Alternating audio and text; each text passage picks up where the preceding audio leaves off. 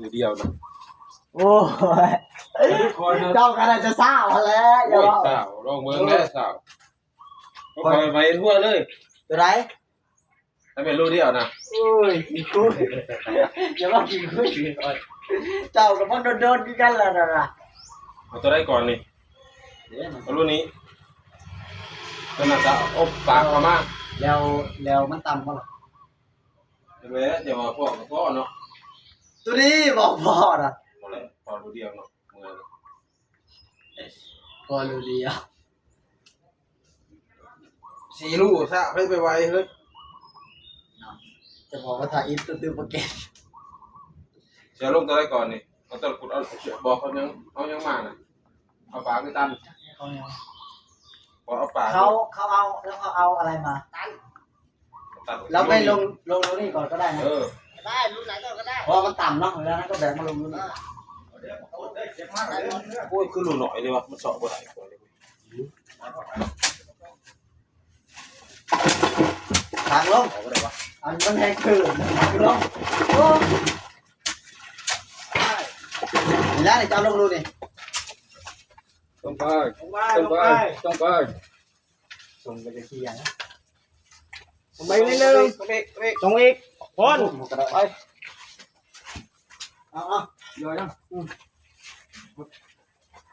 ผักล้างกันเนี่ยเข้มนะเอาไปนึงตรงนั้นมันมีลูกปะวะบ่มีถอยบ่มีมาเดี๋ยวเอากระสอบลงไปเลยลงไปลูกสอบละลงเลยมาอีกมาต้นนี้เร็วที่สุดเลยเนาะตัวนี้ลงง่ายเลย ตรงประเด็นลงง่ายใช่ไอ้ขี่เคยเลยเหลืออีก2 ต้นเนาะคนได้อยู่ในนี้3 คนเหลือต้นนู้นด้วยปากลงกันนั่งก่อนนั่งปากมึงไปตัวละพวกก่อนโอ้ยเดี๋ยวงานติดตาติดหลังคนอยู่ใช้ไฟนะคนบ่ช่างจิ๋วใช้ไฟนอกก่อนครับเด็กติดหมอน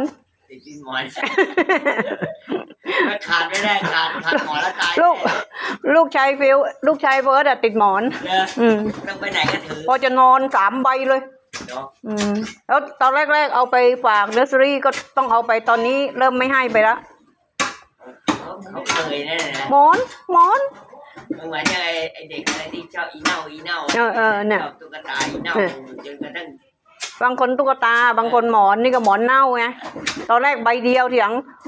ยายมันทำให้3 ใบมุกก็กอด3 ใบเลยใบเล็กๆนะใบเล็กใบเล็กก็ยังชั่วใบเล็กตอนแรกใบเดียวเถียงใบที่2ใบที่3หมาอีกตัวนึง4กว่าจะได้นอนไปโรงเรียนก็ติดอยู่พักนึงแล้วก็แอบไม่ให้ไปจะค่อยๆนั่นให้เขาลืมพอไปนะสิมือนึงก็ถือหมอนมือนึงก็เล่นทีหลังต้องแอบไม่ให้เขาลืมไป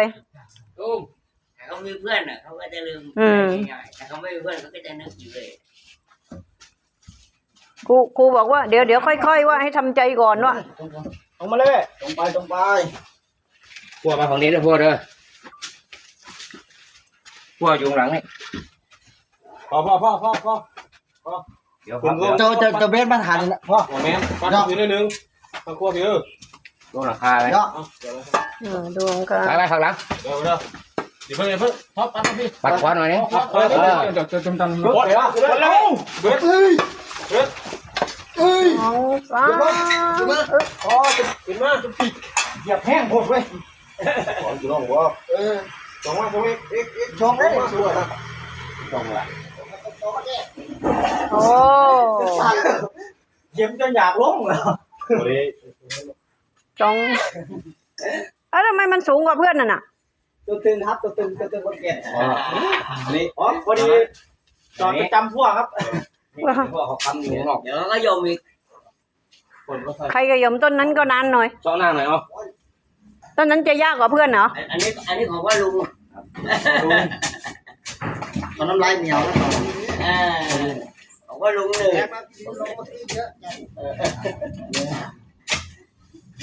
ท่านไงเอาลงของว่าลุงตุ้มแล้วก็มาโทษของกูอ่ะ นี้ก็ส่วนระยะ2 เมตรได้อยู่เพราะว่ามันบ่เจาะที่ตัวนั้นว่าตัวนั้นยังตีตัวนั้นมันซ้ำนี่ตัวนี้หักโอ้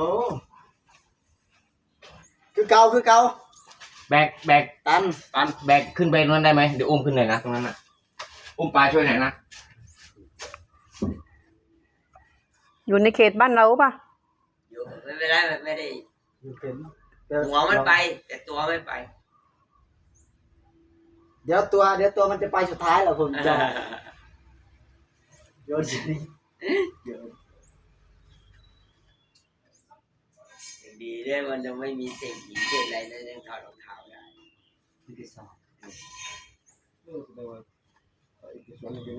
อ้าวขอหมอส่วนนี้ได้อยู่โอ้คนบ้านเขาป้านเห็นได้ว่าบุรุษตนไทยอิดเลยนุ่นบุรีเรามาจุกุเจี๊ยบตัวสูงตัวต่ำสูงกว่าตัวเดียวพอตาก็เราเคยที่จะทำกัน ปลาสีตัวเยอะพวกกินเลยนี่ ไป1 2 3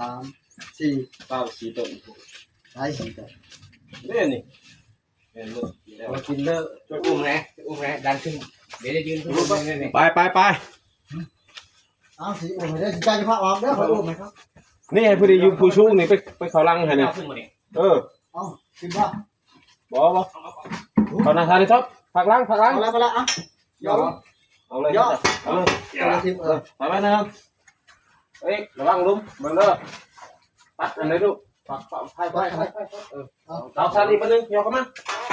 ดันลงไปครับลงไปทีนึงก่อน ลงไปเอาทับลงไปเลยยอไปเลยไปถอยไปอีก เดี๋ยวสิทอนนะ ถอยไปมาต้อง มาดิทอนอยู่นั่นดิ โยน อย่าสู้เดี๋ยวเอาไปก่อนดิดัน แข็ง ดันมันต้องมีจับดันลื่นไปเอาดันไป บัว ลื่นเดี๋ยวไปเดี๋ยวไปมาเดี๋ยวก่อน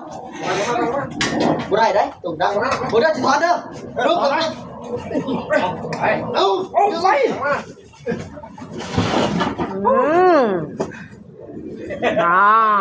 ได้ ไอ้ยากตัวตอนถอนนี่แหละ จะมาการละตีเนี่ยมัน อีตอนเข้าก็ได้ถอนเด้อดิ ขนาดตีนอย่ามึงง่ายขึ้น งายแล้วมันดีก็ไม่ยอมแพ้ ข้างหลังมันจะวิ่งมองพัก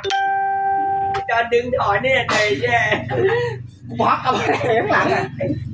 ดันลุงสิเสียวะ ไอ้กดไม่ได้ไอ้ถอนเด้อดิ แต่แค่2 งอนี่บ่ได้แห้งได้ตบตึงกันโอ้ยสิวกี้น่ะปล่อยป่ะยังมันคือตึงกันเนาะบ่ได้ดอกบ่รอดว่ะต้องเอาใหม่